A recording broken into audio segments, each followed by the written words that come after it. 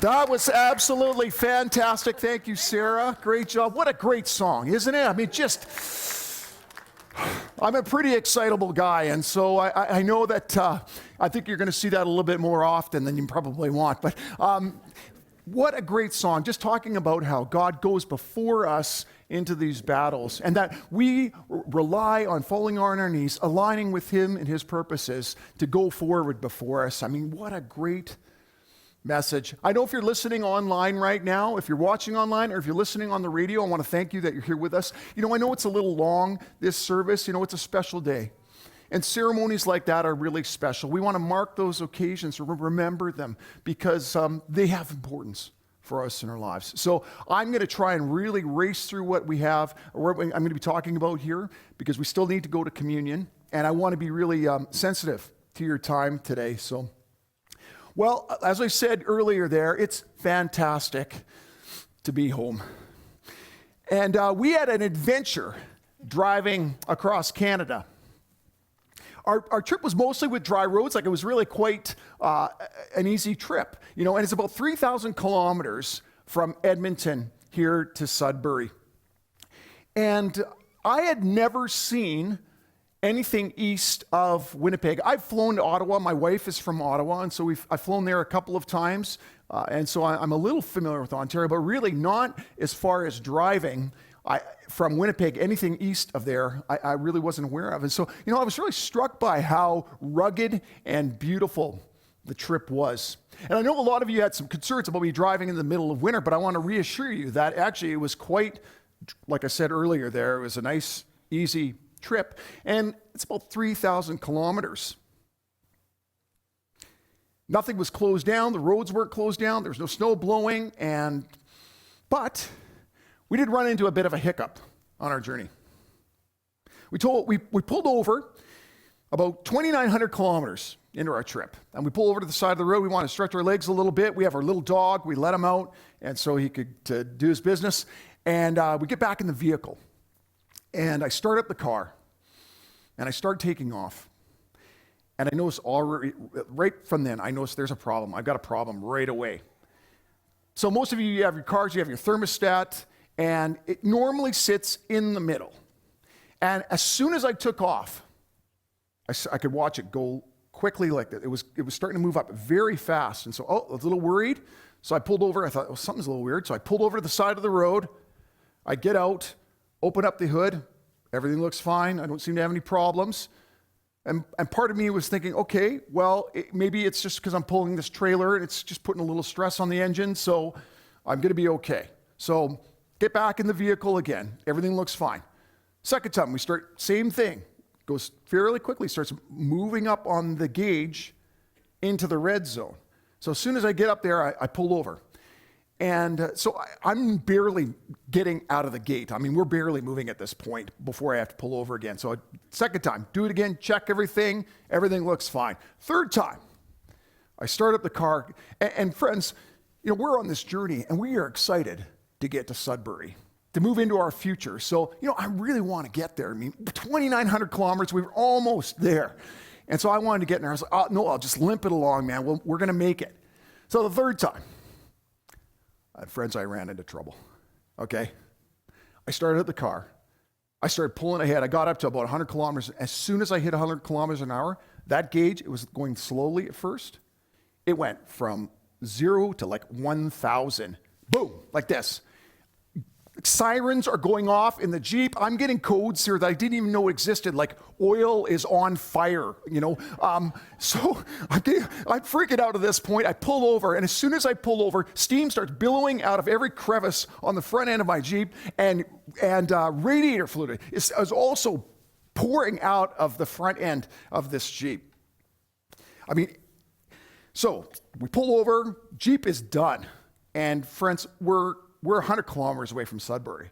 And I can tell you, like, I don't know the area, but I can tell you this, but there was nothing around. There was no houses around. There was no towns around. And I mean, we had come to a stop. And so immediately, I'm jumping into crisis management mode. So fortunately, my wife had the good foresight to have AMA. And so she had purchased AMA for us. So we immediately called them. And as soon as we called them, they presented us with some options, 3 options. First one was, yeah, we could come help you. You have AMA, but you only have the small amount. And so we could tow your vehicle and your trailer, the trailer that was behind that I was towing with me. We could tow those to Sudbury, but because of this restricted amount, it's going to cost you anywhere between $500 and $600. Secondly, we could also tow you somewhere else. It's going to be a lot cheaper, which, I obviously was pretty happy with. And the third thing was this. It was that, unfortunately, because of COVID, we could tow your vehicle, but you cannot ride in the cab with any of our operators, nor can you be in your vehicle as we are towing it. Okay? So start thinking about what your solutions are at that point, right? And so, like as I said, I wanted to get to Sudbury. That was important for me to get there. We had people that were waiting that were going to help us unpack, and so there was that pressure of that as well. And yet I have to make this quick decision of what to do. So finally, I'm looking on the map. I'm panicking. I'm like, okay, look, there's Espanola. We're about 15 kilometers away from Espanola. And so in an instant, I have to make this decision with this dispatch person. And I said, yeah, no, come get the Jeep, and we're going to figure it out from there. And you could tow it to Espanola. Now, friends, in my trailer, I brought with me very expensive musical equipment. For the last 20 years, I've been in full-time ministry, and I was doing a lot of music with that. And so I have some stuff in there that was very expensive. So when I called the Canadian Tire to help us with our problem, the Canadian Tire guy says, well, yeah, we can take care of your Jeep, but it's the afternoon on Friday. We're not going to be able to get the part if it is what you think it is. I told them I think it's probably the water pump that's gone and broken on it and stuff. But he goes, so we can't get that part for you, and then we're closed on the weekend. So we won't be able to actually do anything for you until Monday. So like I said, I'm going through this really rapid decision process, and I get the dispatcher to say, yeah, come pick up my Jeep, but I can't leave my trailer of all this very expensive equipment in the parking lot of Canadian Tire in Espanola for the entire weekend. So I'm like, okay, let's just get them to come get the Jeep, and we'll just, we'll figure this out, the trailer somewhere else. Now, friends, I'm 15 kilometers away from Espanola, okay?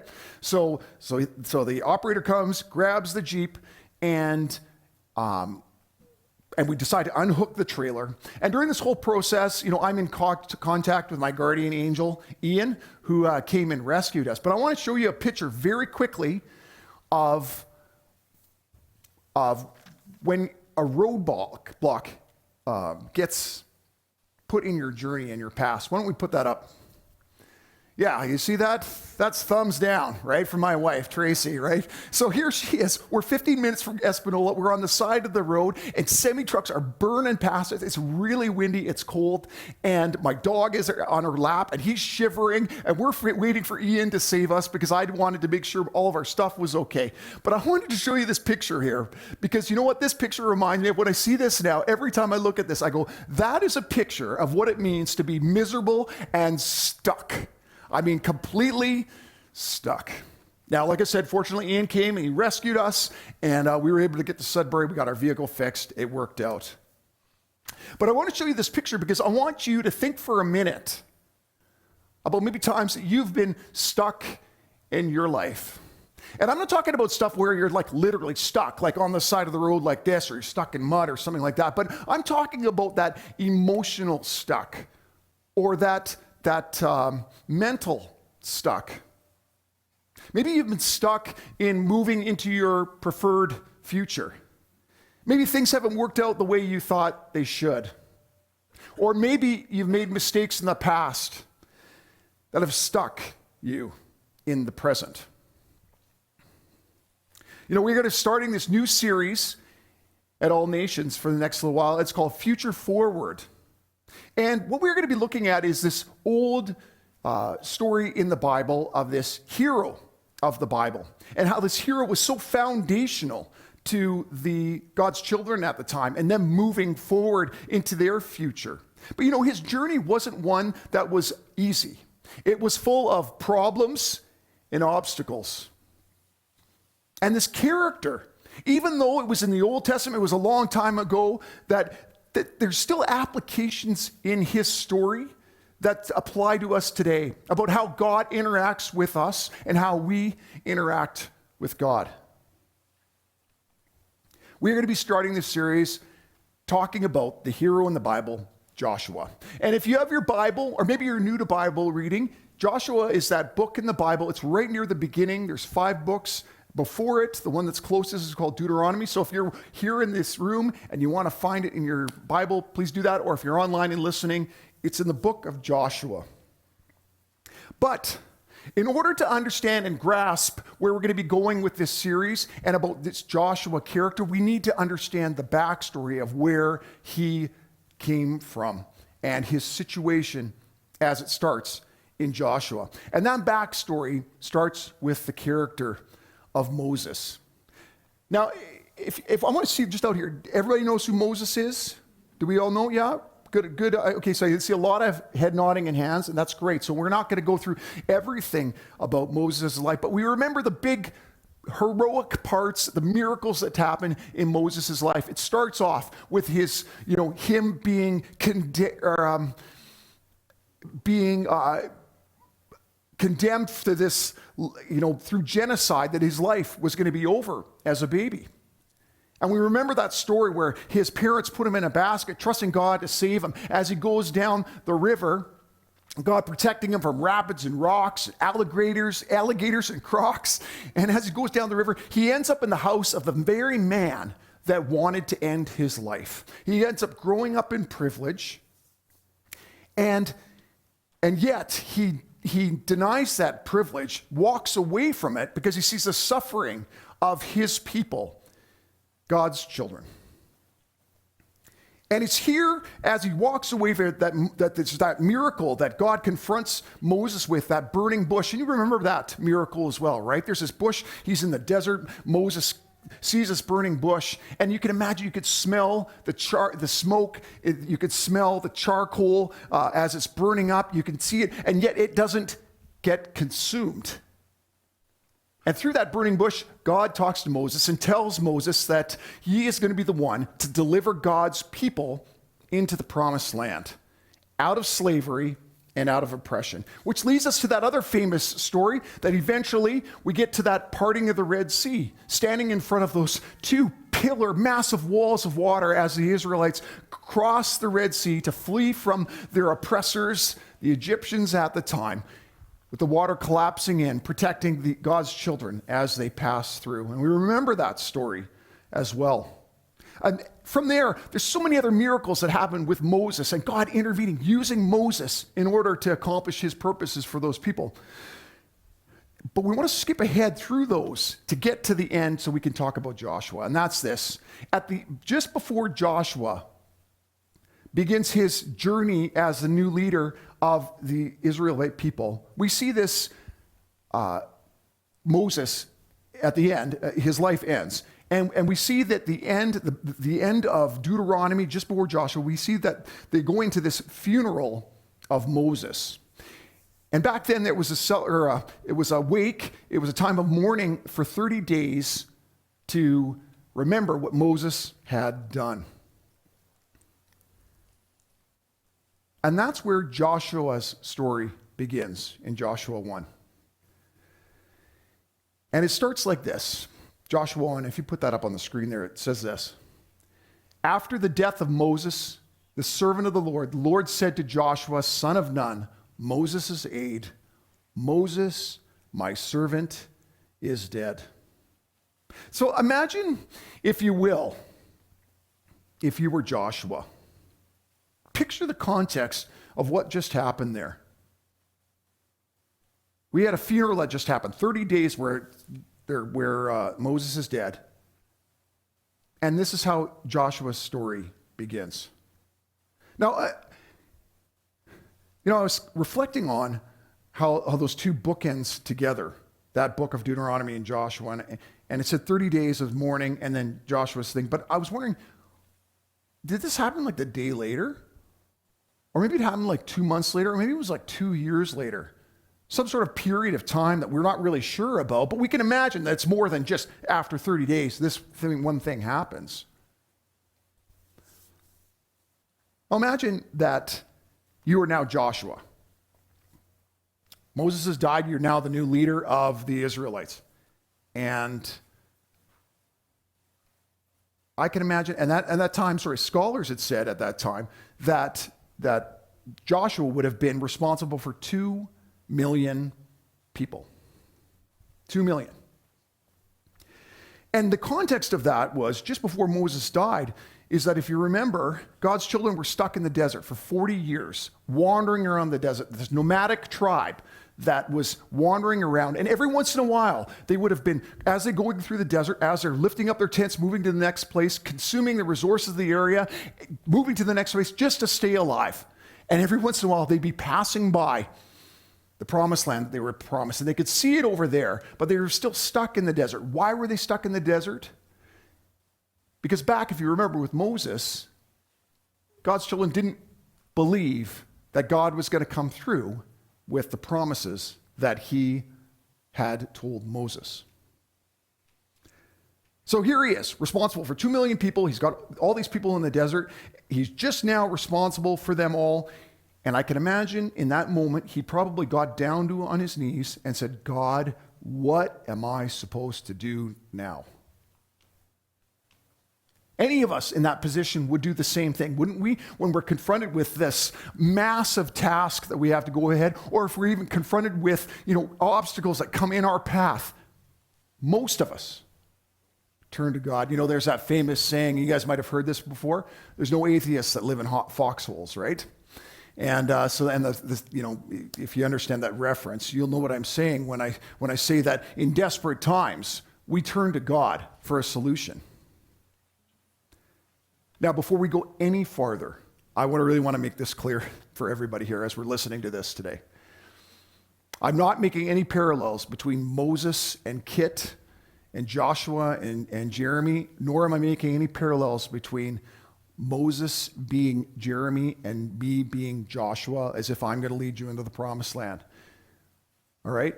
That is that is not the way we're going with this. And I think if we were to assume that was what I was trying to get across here, you're going to miss out on what God wants you to hear today, because this is about God's people. So let's go back here. Joshua, here, he's praying, right? He's been on a funeral mourning for 30 days. We aren't sure exactly, but here's where it starts. Maybe it's been 1 day, maybe it's been 2 months, 2 years. We're not really sure. He's asking God for advice. And God says, the first thing he says to him is, Moses is dead. If that were to happen in any of our situations, I think you guys would do the same thing as I would, as would Joshua. And that was like, yeah, God, I know. I was there. Right? It's almost like getting broken down, getting stuck in the middle of nowhere, Northern Ontario, not knowing what to do next, and asking, God, I need some help here. What am I supposed to do? And God were to tell me, your Jeep is broken down.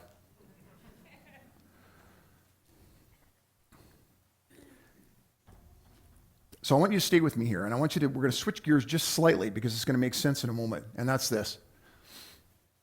Have you ever been trapped in a cycle of what ifs?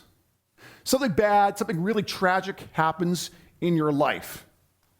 And that cycle, what it does is your mind tries to come up with a solution to undo that tragedy that took place. For instance,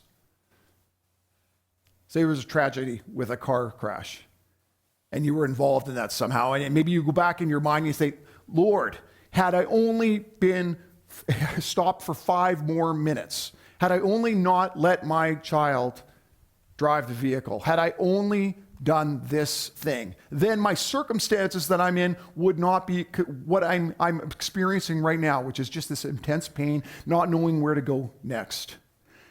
And that cycle of what ifs, it's your mind trying to create a better outcome than where you are at now.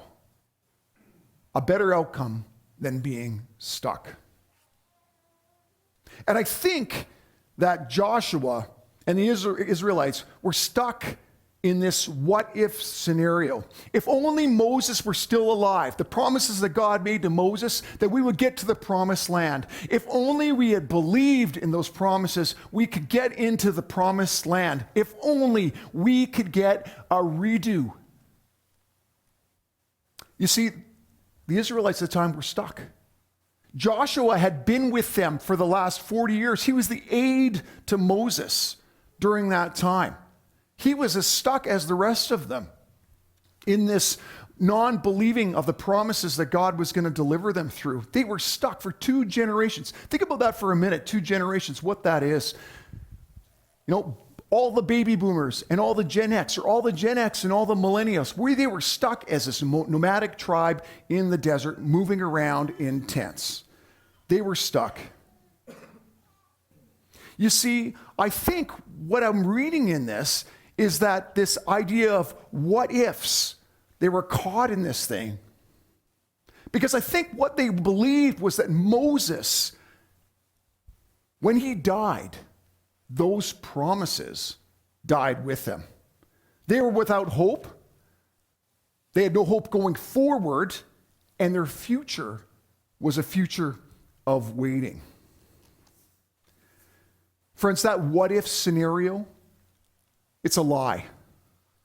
We can't go back in time. None of us have the DeLorean from Back to the Future. None of us have the telephone booth from Bill and Ted to go back in time and redo scenarios. And what your mind gets stuck in is it's in this forever loop of being locked.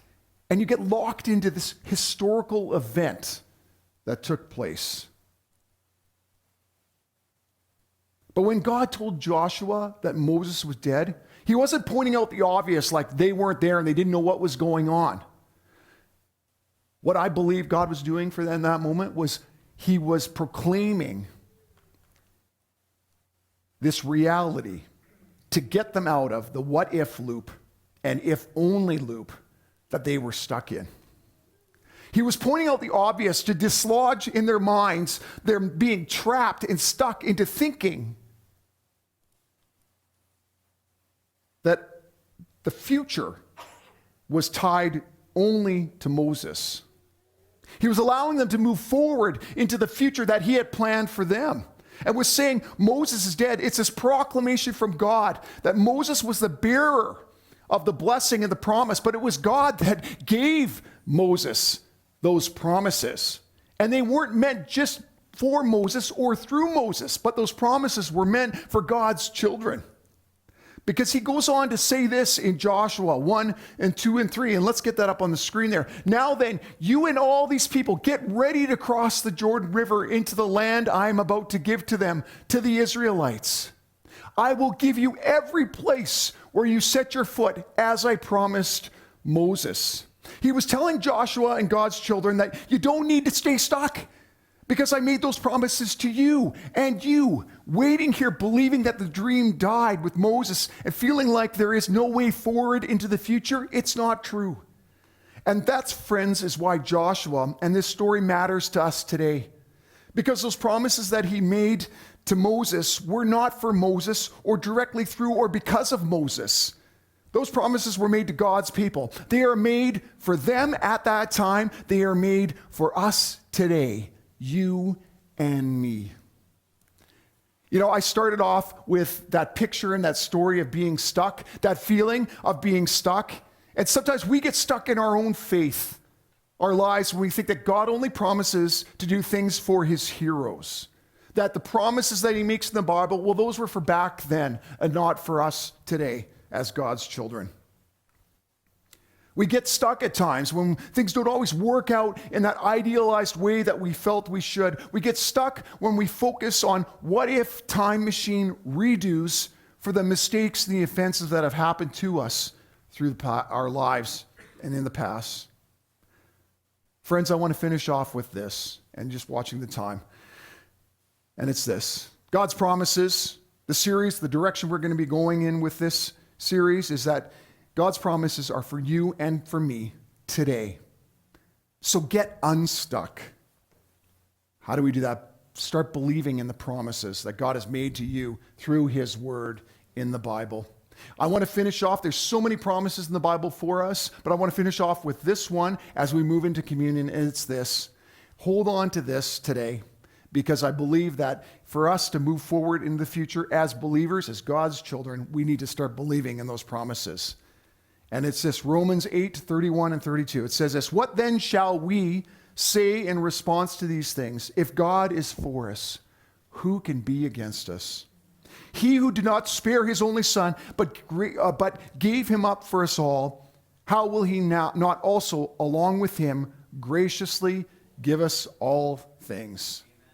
That is a promise worth holding on to. That is a promise for you and for me. Amen. Brad.